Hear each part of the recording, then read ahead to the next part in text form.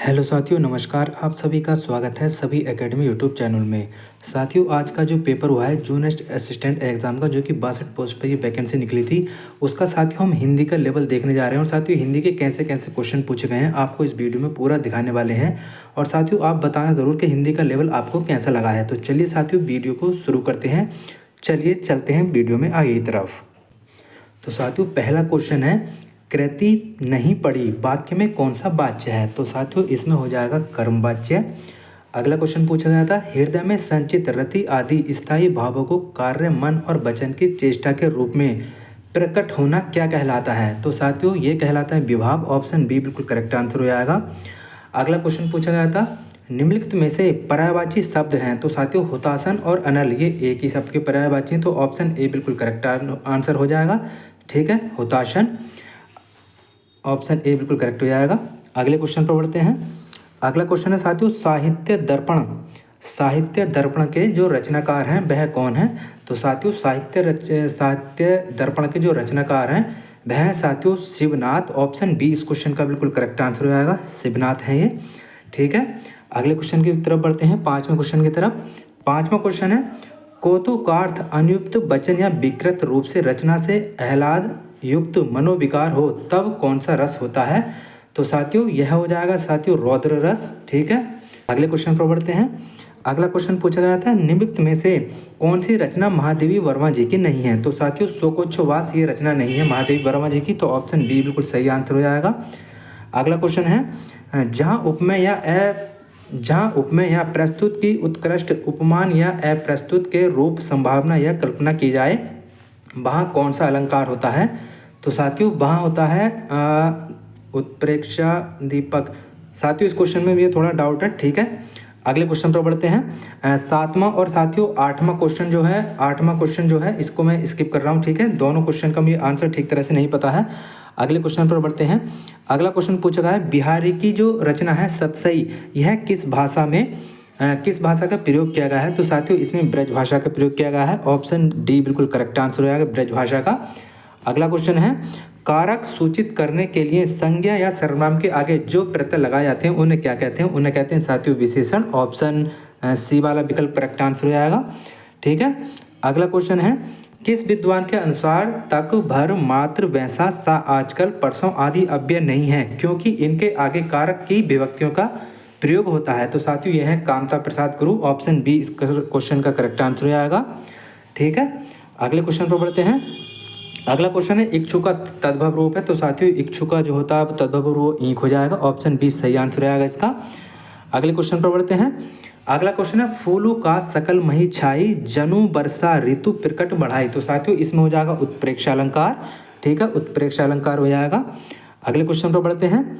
अगला क्वेश्चन है, रीति काल को श्रृंगार काल की संज्ञा किसने दी थी।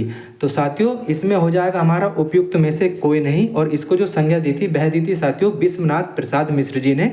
ठीक है, तो इसमें करेक्ट आंसर हो जाएगा उपयुक्त में से कोई नहीं। अगले क्वेश्चन पर बढ़ते हैं।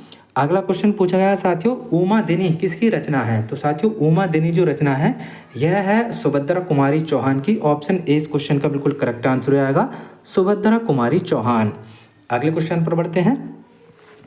अगला क्वेश्चन पूछा गया था, 16वां क्वेश्चन है साथियों, निम्नलिखित में से कौन सा शब्द कुसुम सस शब्द का पर्यायवाची नहीं है। तो साथियों, यह नहीं है देव नदी का। ऑप्शन बी इस क्वेश्चन का करेक्ट आंसर हो जाएगा, देव नदी का नहीं है।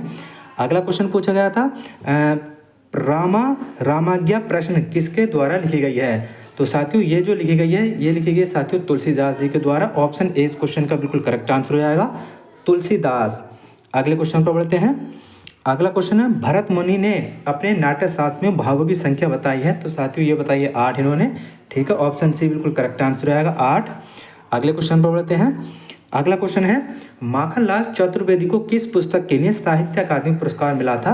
तो साथियों, इन्हें मिला था हिम तरंगिणी के लिए 1955 में। ऑप्शन सी इस क्वेश्चन का बिल्कुल करेक्ट आंसर हो जाएगा, हिम तरंगिणी। अगले क्वेश्चन पर बढ़ते हैं। अगला क्वेश्चन पूछा गया था, किस वाक्य में अधिकरण कारक है। तो साथियों, पुस्तकें मेज पर रखी हैं, इसमें अधिकरण कारक है। तो ऑप्शन बी इस क्वेश्चन का करेक्ट आंसर हो जाएगा, पुस्तकें मेज पर रखी हैं। अगले क्वेश्चन पर बढ़ते हैं। अगला क्वेश्चन पूछा गया है साथियों 21वें नंबर का, जहां दो वस्तुओं में विभिन्नता रहते हुए भी अनेक रूप, रंग, गुण, स्वभाव आदि की समता की जाए, वहाँ कौन सा अलंकार होता है? तो साथियों वहाँ होता है रूपक अलंकार। ऑप्शन डी इस क्वेश्चन का करेक्ट आंसर हो जाएगा। अगले क्वेश्चन पर बढ़ते हैं। अगला क्वेश्चन पूछा गया था साथियों, शिवा वावनी के रचनाकार कौन है? तो साथियों यह है साथियों भूषण। ऑप्शन सी बिल्कुल करेक्ट आंसर हो जाएगा, भूषण। अगला क्वेश्चन पर बढ़ते हैं। अगला क्वेश्चन पूछा गया था साथियों, पर्ण कुटी का विग्रह होगा। तो साथियों पर्ण से बनी कुटी इसका आंसर हो जाएगा, ऑप्शन ए बिल्कुल सही हो जाएगा। अगला क्वेश्चन है, किस विद्वान ने प्री विशेषण का अंतर विशेषण कहा है? तो यह है कामता प्रसाद गुरु। ऑप्शन सी बिल्कुल करेक्ट आंसर हो जाएगा, कामता प्रसाद गुरु। ठीक है, अगले क्वेश्चन पर बढ़ते हैं। अगला क्वेश्चन पूछा गया है, छंद के कुल कितने अंग होते हैं? तो साथियों छंद के जो कुल अंग होते हैं वह होते हैं साथियों 7। ऑप्शन ई इस क्वेश्चन का करेक्ट आंसर हो जाएगा, उपयुक्त में से कोई नहीं। ठीक है, 7 होते हैं, तो ऑप्शन ई हो जाएगा इस क्वेश्चन का, ऑप्शन ई उपयुक्त में से कोई नहीं। अगले क्वेश्चन पर बढ़ते हैं। 26वें नंबर का क्वेश्चन पूछा गया साथियों, आधुनिक हिंदी कविता बिंब विधान के लेखक कौन हैं? तो साथियों बिंब विधान के जो लेखक हैं वह साथियों केदार सिंह। ऑप्शन बी इस क्वेश्चन का बिल्कुल करेक्ट आंसर हो जाएगा, केदार सिंह। अगले क्वेश्चन की तरफ बढ़ते हैं। अगला क्वेश्चन पूछा गया था, सैयद इब्राहिम किसका वास्तविक नाम है? रसखान का, रैदास का, सेनापति का या फिर जायसी का? तो साथियों सैयद इब्राहिम जो नाम है वह नाम है साथियों रसखान का। ऑप्शन ए इस क्वेश्चन का बिल्कुल करेक्ट आंसर हो जाएगा, रसखान को सैयद इब्राहिम के नाम से भी जाना जाता है। अगले क्वेश्चन पर बढ़ते हैं। अगला क्वेश्चन पूछा गया था साथियों, छंद की प्रथम चर्चा डैश में हुई थी, किस में हुई थी? तो साथियों छंद की जो प्रथम चर्चा की गई है वह की गई है साथियों ऋग्वेद में। ऑप्शन सी इस क्वेश्चन का करेक्ट आंसर हो जाएगा, ऋग्वेद। अगला क्वेश्चन पूछा गया है साथियों, आहेर का तत्सम शब्द है आखेट, आवीर, अलग्न या फिर अनर्थ? तो साथियों आहेर का जो तत्सम रूप हो जाएगा वह हो जाएगा आखेट। ऑप्शन ए वाला विकल्प बिल्कुल करेक्ट आंसर हो जाएगा इस क्वेश्चन का। ठीक है, आखेट क्या हो जाएगा, आखेट बिल्कुल करेक्ट आंसर हो जाएगा, आहेर का तत्सम शब्द। अगला क्वेश्चन पूछा गया है, किसी भाषा के मूल शब्द को क्या कहते हैं? तो साथियों ये क्वेश्चन का भी थोड़ा सा मुझे डाउट है, इसमें क्या कहते हैं, शायद संस्कृत कहते हैं, क्या कहते हैं आप मुझे जरूर बताना। ठीक है, मेरे हिसाब से शायद संस्कृत हो सकता है, लेकिन बाकी अगर आपको पता है तो प्लीज़ कमेंट्स के माध्यम से ज़रूर बताएं। तो साथियों ये थे हिंदी के 30 क्वेश्चन। कैसा लेवल लगा है आपको? जो हिंदी के 30 क्वेश्चन पूछे गए हैं जूनियर स्टैंड के एग्जाम में, जो 62 पोस्टों पर ये एग्जाम हुआ है अभी, आप जरूर बताना साथियों आपको हिंदी का लेवल कैसा लगा है। साथियों मैं तो इजी तो खैर नहीं कहूँगा मैं इसे, ठीक है, इजी नहीं कहूँगा, मॉडरेट टू हार्ड कहूँगा मैं तो इस लेवल को। ठीक है, तो आप ज़रूर बताना आपको यह लेवल कैसा लगा है, और आपके अनुसार अगर आप इसमें 30 क्वेश्चन अटैम्प्ट करते तो आपका इसमें स्कोर कितना बैठा है 30 क्वेश्चनों में से, ये आप कॉमेंट्स करके ज़रूर बताएं। ठीक है, तो मिलते हैं साथियों अगले किसी इंपॉर्टेंट वीडियो के साथ में। तब तक के लिए सभी साथियों को जय हिंद, जय भारत, सभी साथियों को नमस्कार।